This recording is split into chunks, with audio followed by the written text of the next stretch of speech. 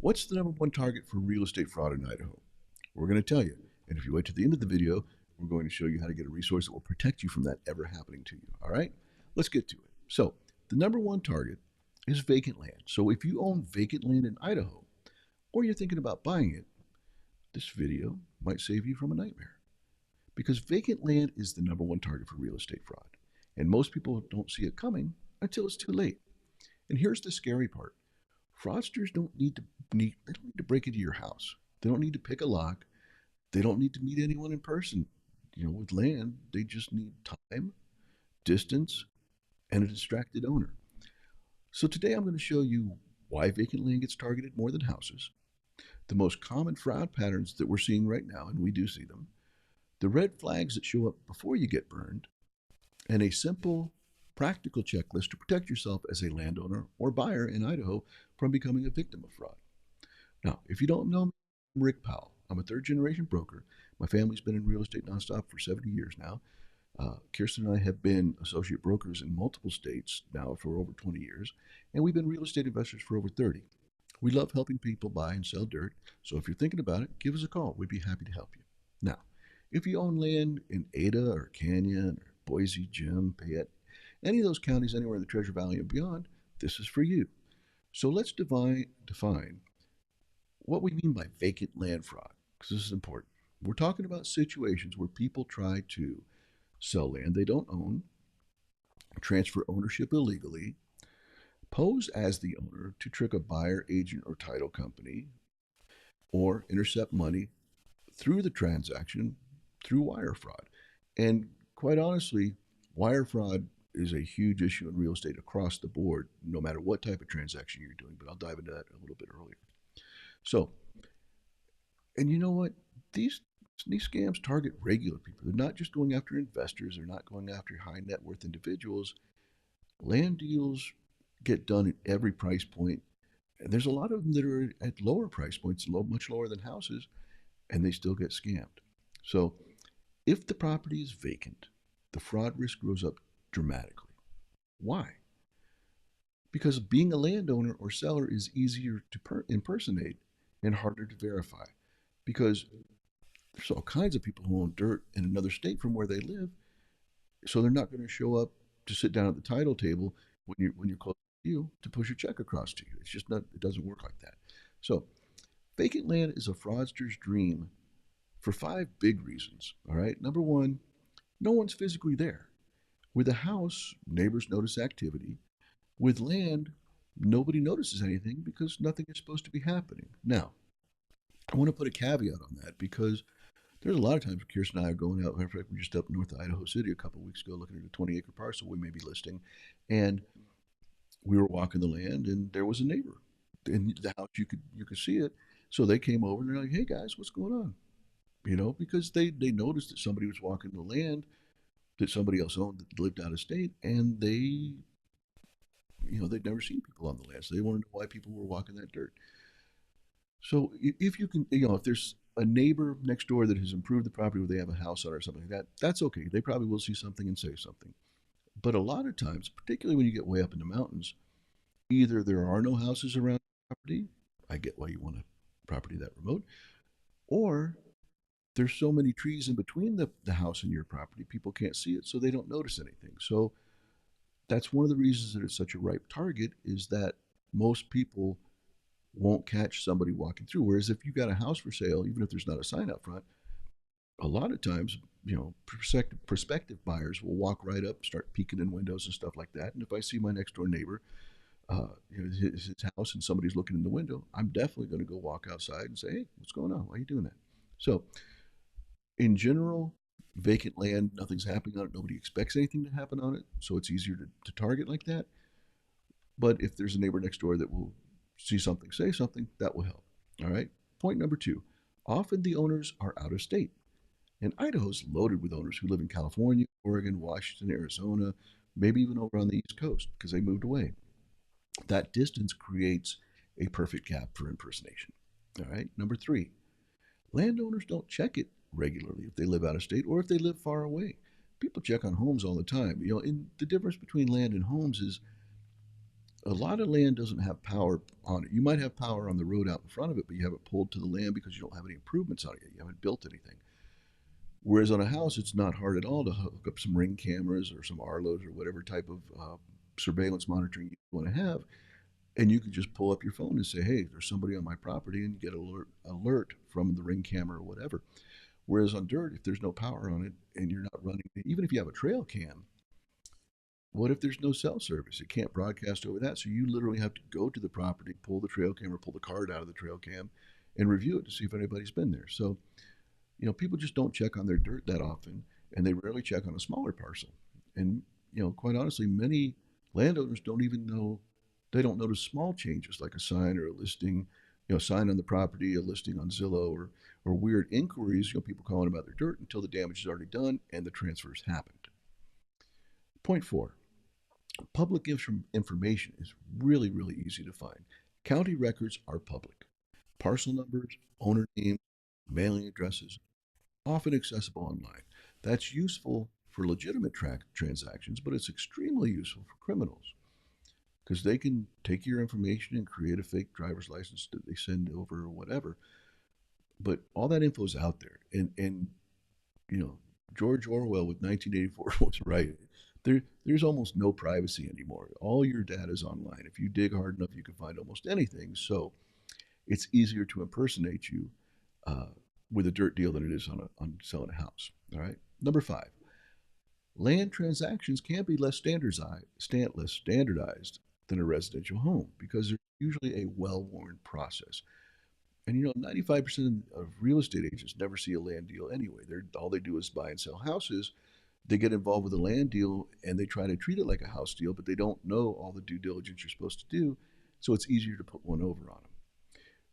With land, sometimes the deals are off market, direct to owner, cash with a quick close, and a lot fewer people involved. And that's where fraud loves to live. There's less structure, less friction, less verification, more opportunity for fraud. All right. So if you were wondering why land is the number one target, that's the why. So now let's talk about what it looks like in the real world.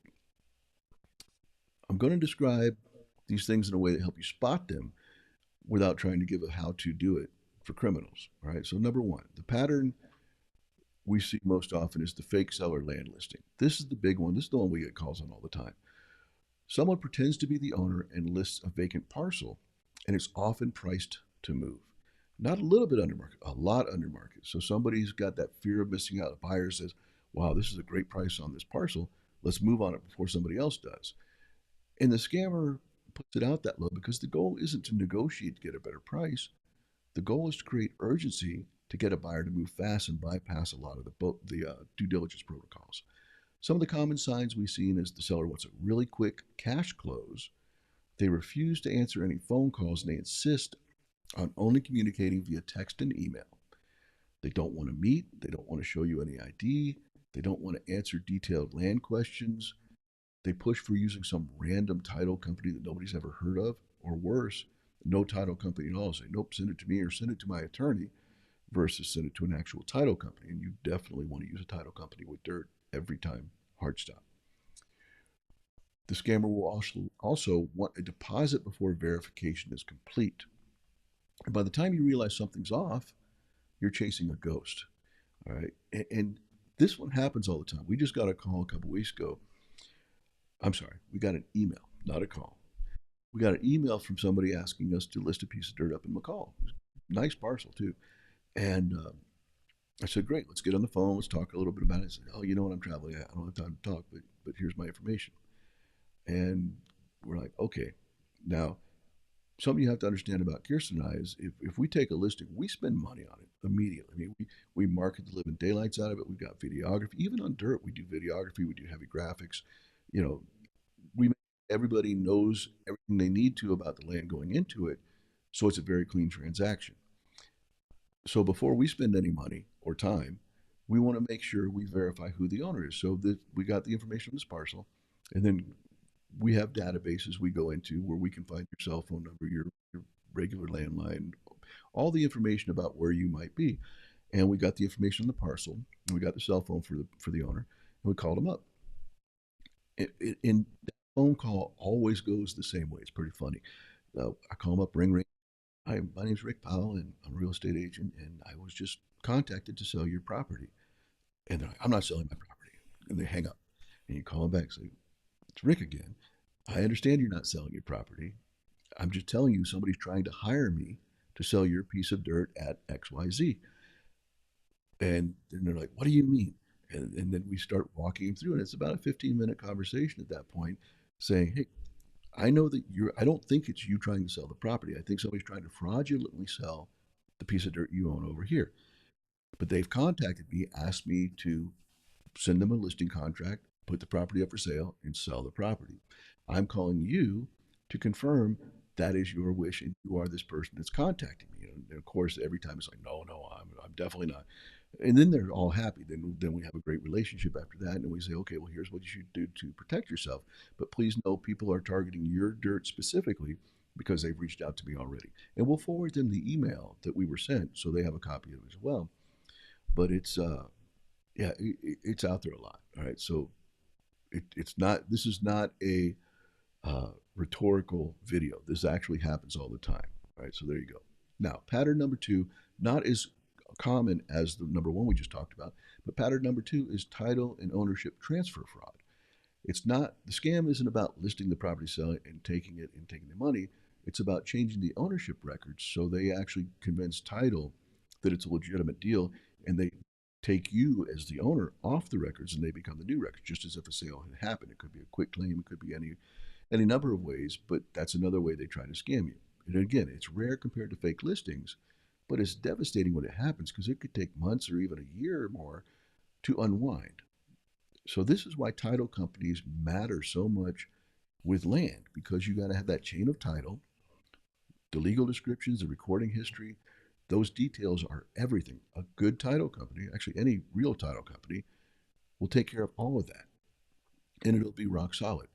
But when you get outside those lanes and you start dealing with bogus title companies, for lack of a better term, you get scammed and you lose your land. All right. Now, pattern number three, wire fraud during closing. And I've got to say this again: wire fraud is probably, quite honestly, a bigger problem than land fraud. But because wire fraud's across the board, you hear about people losing money to wire fraud in real estate transactions all the time. And Kirsten and I were broker owners, and I've talked about this a couple of times. Down when we were in California, we were part of the ownership team of a brokerage, and we had over 250 agents. We were doing $500 million a year in residential and land sales, and we had our own escrow company. We had multiple escrow officers and assistants and everybody else. And we did real numbers, and we had actually at one point had the FBI coming in to do an educate. We had an all hands on deck meeting. Had the FBI, we had three agents on deck coming in. They were going to train our escrow officers, the assistant escrow officers, and our agents how to avoid wire fraud. And that morning, only one guy showed up because one of the other two had a case pop up that night for 1.8 million, and then another one had over 700,000 pop up, and they had to go take those on because they were active cases. It just happened. They were trying to help the people get their money back, but it's that big an issue. And with our escrow company that we had, we wanted to make sure if you had wire instructions that once it was done, if you wanted to change them or if anybody wanted to change them, it required the seller or the buyer, whoever was involved, to come into the actual escrow office, make those changes in writing, and notarize them. That way, we never had any. While Kirsten and I were there were never any wire fraud claims. And the other reason escrow companies don't want to have wire fraud claims is it's not an insurable event. The one thing they don't cover is wire fraud. No insurance company is going to pay for that. So it doesn't matter what kind of bonds you have, doesn't matter what kind of insurance you have. Wire fraud is going to cost you a big chunk of change. So it's out there everywhere. So what I want to talk about to you specifically is not unique to land, but land deals are often cash heavy, which makes them especially attractive to fraudsters. All right, so here's the basic risk: a buyer or seller receives wiring instructions that appear legitimate, but they aren't. And what happens is you'll get a hacker that gets into the email of the buyer or the seller or the agent or the title company or the escrow company, whoever, and they'll create email that looks dead on. I mean, it'll have the right logo, it'll have everything, but the only thing, things that change will be the phone number to contact for to confirm the change, and the wire routing information and the wire account number. It's going to somebody else. So, should you ever be in any type of real estate transaction and somebody wants to change where the wire is going, or if you're on the agent or escrow or title side, and they want to change where the wire is coming from, be very, very careful about that. There should not be any changes during the transaction. If you're the buyer, you send the earnest money deposit in to the specific instructions with the wire, with the routing and the account number. That shouldn't change for the balance of your down payment either. If you're the seller and you proceeds, if you filled the escrow forms out at the beginning of the transaction and they're calling up and they're they're wanting to change something, if you're the escrow officer and the seller's supposedly emailing you or calling to change something, make sure your verification's dead on. All right. So if you remember one sentence from this whole video today, make it this: never trust wiring instructions delivered through email or text without verifying them using a trusted phone number you already have. Okay, man, that should be tattooed everywhere. It just seriously, you know, I'll show you something I got here on my desk that I live by. Trust but verify. All right, you know, it's a magnifying. I picked that up years and years and years ago. But trust but verify. Always verify everything, particularly with a wire trust. I mean, sorry, with a wire transfer. All right, you don't trust the number in the email. You don't trust the number in the signature. You want a known number from the title company's website, or just go Google it. It's that easy. You say XYZ title company, go on Google. They should have their address. They should have their phone number. All that should be on there. And then call that number that you see on the website. It should match the one on the email as well. But if it doesn't, call the one on online and check with them first to confirm. But if you're working with an agent, they should know who the title officer and the assistants are, and they should be able to verify and say, look, here's the proper phone number to call. Here's the proper person to speak to. Go from there. All right. So it should be pretty straightforward. Wire fraud isn't if, it's just when if you don't have a verification routine. All right, so done with that. Pattern number 4: off market deals seem too easy. Land investors, particularly developers or just people who buy dirt and hold it, they love off market deals because they're typically below market value. But you know what? Scammers love that too because they know that investors in off market buyers of off market properties, they want to move fast before it goes on market, before somebody else finds out about it and drives up the price. So it's easier to get them to drop some protocols along the way too. So if someone contacts you out of the blue with a deal that seems frictionless, it's just no questions, no due diligence, no proof of funds, no clear process, just a great deal on a piece of dirt, and it's got to move really, really quick, that's not always good news. In legitimate land deals, there are always specifics you got to check out. Part of your due diligence. What's the access? What are the easements? Where's the water? What rights do you have to the water? What are the utilities? What are septic viability? What's the zoning? What are your setbacks? Are there CC&Rs? Is there an HOA? Are you in a floodplain? Are you on the slope? Are the soils going to work for you? A serious buyer asks all those questions and does due diligence on all those things. A scammer avoids the details and pushes for speed and fast closing. All right, pattern number 5. And I personally haven't seen this one yet, but I'm sure I will sooner or later. I'm the owner's representative. All right, that it's a common angle. I've actually heard about it from other agents, but we just never been directly contacted on that. But another common angle is someone claiming to be the owner's relative, the executor of an estate, their attorney, or their assistant. And going back to the original contact, they don't want to talk.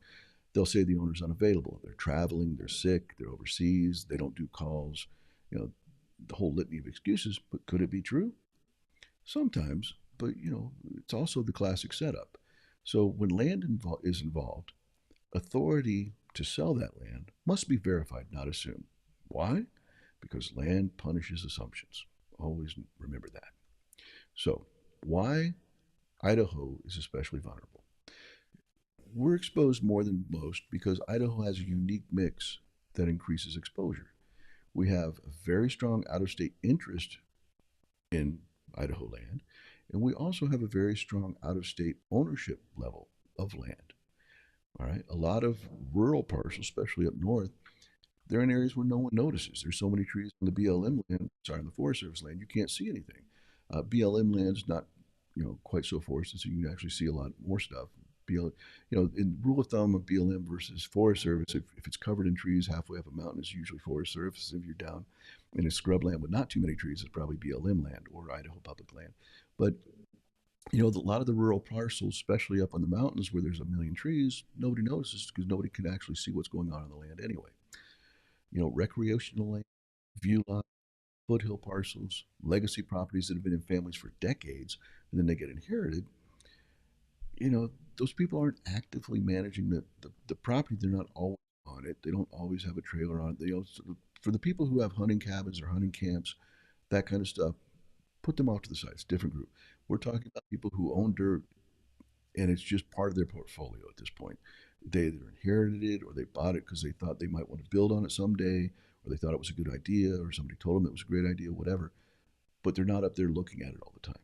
All right. So if you're not actively managing it, you're in the pool that's at risk. There's also counties where transactions might feel small town simple, where it's pretty straightforward. I've dealt with a couple of these title companies out there in smaller counties, and it's pretty streamlined. It wasn't the same process as when we're dealing with American here down in Treasure Valley. So the main things still get covered, but it's got a different feel in smaller counties, and you probably have a better chance of sliding one through in a smaller county than you do in the bigger counties. Not a slam on smaller counties, I love those people as much as anybody else, but it is what it is. All right. The more remote the land feels, the more a fraudster counts on people skipping steps and nobody noticing what's going on that dirt. So let's talk about now how to protect yourself. If you own vacant land in Idaho, here's how you reduce risk fast without overcomplicating your life, because God knows we have enough complications as it is. All right, number one, confirm your mailing address is correct in the county records.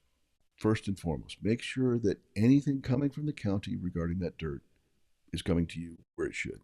It sounds basic, but it's huge. If the county's tax notices and ownership mail go to the wrong place, you're easier to impersonate and harder to reach. And it could be because, you know, you bought it personally and you've moved. You bought it personally and you've put it in a trust and, you haven't updated the trust mailing address in a while. There's a bunch of ways that it can happen. So just make sure that you go to the county assessor for whatever county the dirt lives in or resides in, sits in, whatever, exists in, and confirm that all the contact info on there is correct. Number two, treat anytime you're approached by somebody who's going to text only or email only, that's a yellow flag. It's not for legitimate buyers. They don't mind picking up the phone because they've got a million questions they'd rather ask you than text you. Everything about utilities, everything we've already covered. I don't want to belabor the point. But if they're only going to talk in texts and in emails or communicate in texts and emails, that's a yellow flag. All right. But if they're not going to have a phone call with you, if they're not going to go through the verification process with you and they want to close quickly, like, hey, if you don't take this, my deal's going away, pay attention. It's going to bite you in the butt. All right. Step number three, and this is really, really important. Use a reputable local title company every time. For land, title is not optional. Do not do a direct-to-seller deal without title being involved. That's the firewall from your money being stolen. It's the firewall from future issues down the road when you go to sell it or borrow against the property. You want a very clear chain of title, and the only way that happens is if a title company is involved. And a good title team is going to have protocols for verifying identity and preventing fraud. Step number four, require a clear identity verification process before accepting an offer. But again, lean on title for this. Your agent can help too, but lean on the title company. That's their job. And if you're selling, your agent and the title company should be verifying who is signing on the buy side. That's normal. It protects you, the buyer, and the integrity of the transaction. Step number five, don't accept wiring changes by email ever Hard stop. All right, we've beaten that dead horse, but seriously, don't ever do that. If you're selling lands and expecting proceeds to be wired from you from the escrow company or the title company, scammers may be trying to redirect those funds. Your rule should be any money instructions, or I'm sorry, any change in money instructions requires a live verification call using a known number that you've used before, talking to somebody that you know is involved in this deal. Step number 6, ask about property fraud monitoring options. Now, some of the counties here in Idaho do have this. Not all of them, but some of them do. The problem I have with the notification services is they're all in the rearview mirror. They don't notify you until something's already happened. And that's too late, to be honest. At a minimum, you can call your county recorder, ask what options exist to be notified if something is recorded. And if you own multiple parcels, talk to your attorney or your title company about what proactive monitoring strategies you have. Now, I know for a fact that First American Title, who we use most of the time, they actually have a free monitoring service that they just instituted this year, 2026, to where anybody who uses their services, there's going to be monitoring going on. So if anything pops up, they're going to notify you immediately.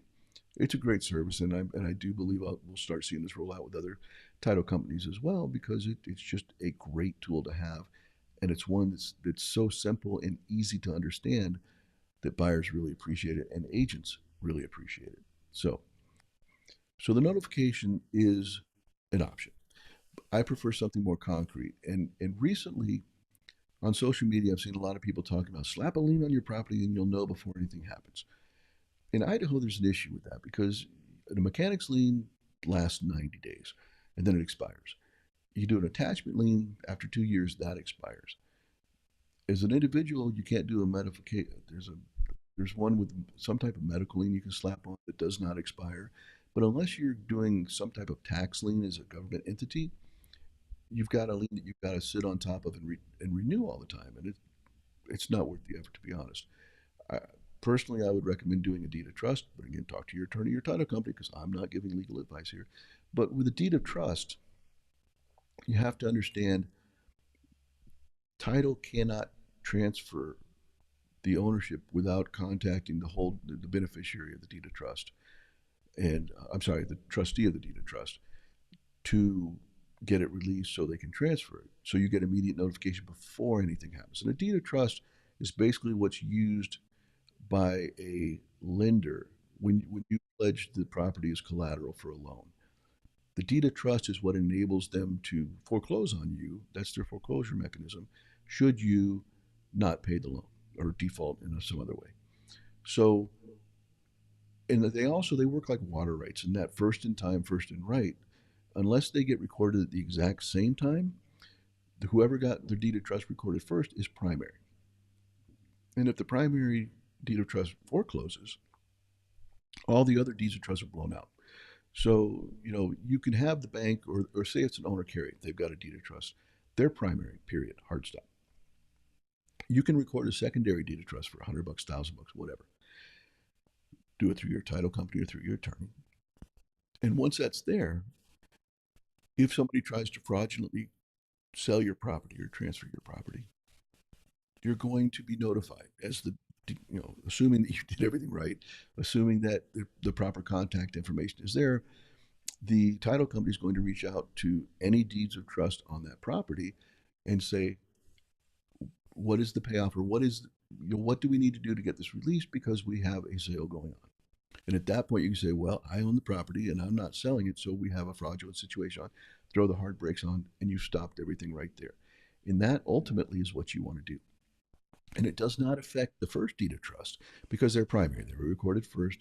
Therefore, they have first shot at everything. If they foreclose on the property, everybody else gets blown out. They have to be paid off before the property can be transferred as well. So you have the same notification scenario that they do, which is what you want, because it gets out in front of it and it gives you the ability to stop the fraud before it happens. All right, so there we go. Sorry, I got in the weeds, but this was an important one. And again, discuss that with your title company, discuss that with your attorney. I'm not giving legal advice here. Step number 7, lock down your online footprint. And this is important. If you're on Facebook, and God knows there are dozens, actually, there's probably hundreds in Idaho alone. But there's so many Facebook groups out there, farm and ranch, land for sale by owner, whatever. If you go on Facebook or anywhere online and you post, hey, we own land in Idaho and we're thinking about selling it, you've just painted a target on that piece of dirt. Seriously. So be careful what you share publicly about parcel ownership. Really, even more so if you live out of state. So if you're buying land, especially from out of state, this section is now you're going to be your safety net. All right, number one, verify ownership independently. Now you're buying, you want to make sure that whoever's selling it has been verified as the actual owner. Before you fall in love with the parcel, check out the county assessor parcel info, confirm the owner name, confirm the mailing address history if possible, and then make sure the person claiming to sell it can prove that they are the owner. And that's going to happen through the title company's process. You lean on the title company for all of the things we just discussed. You don't take someone's word with the land. What did we say? We said trust, but verify. All right. Be very suspicious as a buyer again if something's underpriced and there's a great urgency for the need to sell it quickly. They want to leverage your fear of missing out, make you skip some steps, and take your money. Great deals do exist, but in land, especially here in Idaho, something is way underpriced plus urgency. That's a classic scam indicator because I don't care how long somebody's owned the piece of dirt. It could be in the family for 100 years. Everybody in Idaho who owns dirt knows that dirt's worth a lot of money. So you shouldn't wind up. I mean, the far more common scenario is that dirt's overpriced, not underpriced here in Idaho. So if it's underpriced and they're like, we got to move, almost guaranteed to be a scam. All right. Rule number 3, the title company first, then the money. No exceptions. Before you send any money, your earnest money deposit, anything, have the title company in place and it goes to the title company, not the seller. If a seller asks for deposits or payments outside of a title escrow process, another hard stop. They're trying to steal your money. Rule number 4, demand land specific answers. That whoever's selling the dirt, whether it's the agent or the seller, they should know almost everything about it. I mean, there's sometimes you can get down deep in the weeds and they might not know something, but a legitimate seller, one who truly owns the land, can usually speak to basics like what's the access type? Is it a public road? Is it a private road with a maintenance agreement? Is there a deeded easement coming up so I can go through property A to get to my property B? Are there HOAs? Are there CCNRs? What do they prevent? Are there utilities nearby? How far am I pulling power? Is there a well on site? Is there septic on site? Have you done a perk test? Are there any known restrictions to what I can and can't do? And what are some of the previous uses of the property?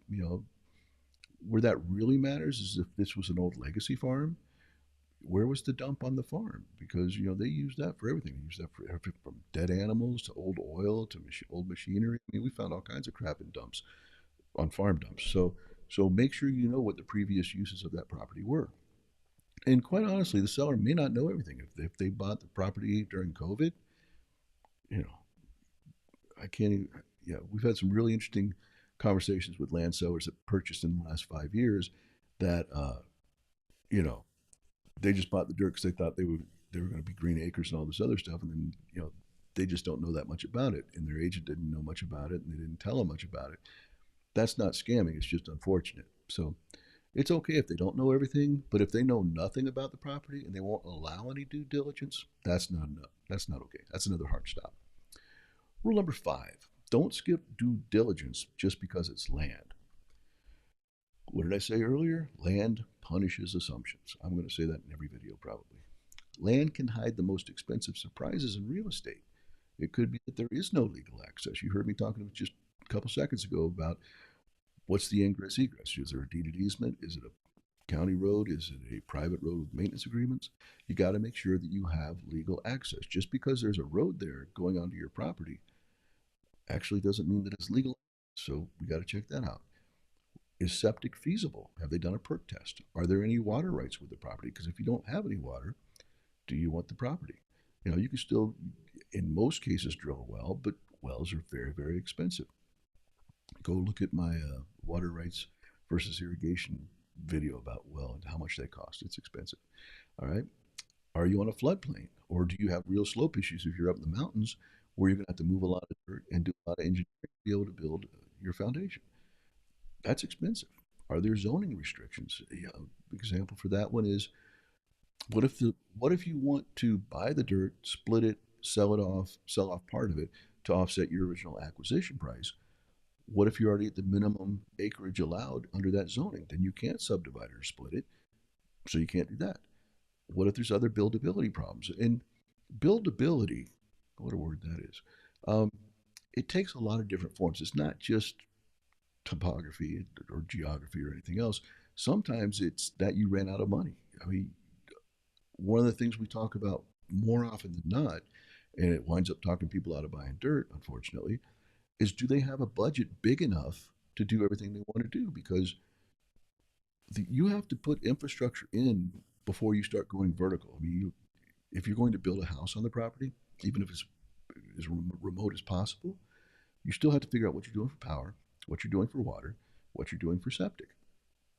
And a lot of times, that infrastructure, just before you start going vertical on the build of the house, can eat up all your capital. So, we just want to do as much due diligence as possible up front so you know that not only do you have the ability to acquire the land, improve the land, but you also have money left over to build the house you want to, or whatever you want to do with the property, you have the ability to build that out. All right, so there you go. So, and on top of all those things, fraud stacks on top of all that when people get rushed. Rule number 6, I'm just going to breeze through. We've already talked about it too much. Wire verification. When you receive the wiring instructions, call the title company on a trusted, confirmed number. Use the same routing and account number you used when you did the earnest money deposit. Confirm the recipient name, confirm the timing, then send the wire. It's not paranoia. That's standard. That is the protocol. Should not be avoided. Now, if you're an agent or you're an investor doing direct to seller deals, here are the standards that you want. Number 1, never rely on email or text only seller identity. Number 2, verify seller identity through title very early. Number 3, be cautious with vacant parcels that are owned out of state. Number 4, be cautious when the seller refuses a normal timeline. Number 5, document everything. Number 6, use trusted vendors, title, surveyors, attorneys, septic evaluators, well evaluators, drillers, whatever you need. Next one, educate buyers about wire fraud every single time because repetition prevents loss, and God knows wire fraud's a big one. Land's a specialty, honestly. If somebody treats land like a house transaction, the risk goes up. Vacant land is the number one target for real estate fraud because it's quiet, remote, often owned from a distance, and it's easier to impersonate a landowner or seller. But protecting yourself isn't complicated. It's about having a process. Verify ownership, use title, slow down urgency, and never wire without live confirmation. No exceptions. Hard stop. So if you own vacant land in Idaho and you're considering selling, or you're buying land here and want to do so safely, reach out. We'll help you confirm the safest transaction structure, we'll reduce your fraud exposure, and we'll navigate land specific due diligence so you don't buy a pretty problem. I mean, God knows there's plenty of great, beautiful land out there with spectacular views. It's just not really buildable. If you want our Idaho land fraud prevention checklist, message us the word land and we'll send it over. Thanks for watching. And if this helped, please subscribe because we put out clear local guidance that helps keep Idaho buyers and landowners protected. I hope you've enjoyed this video. I'll see you next time.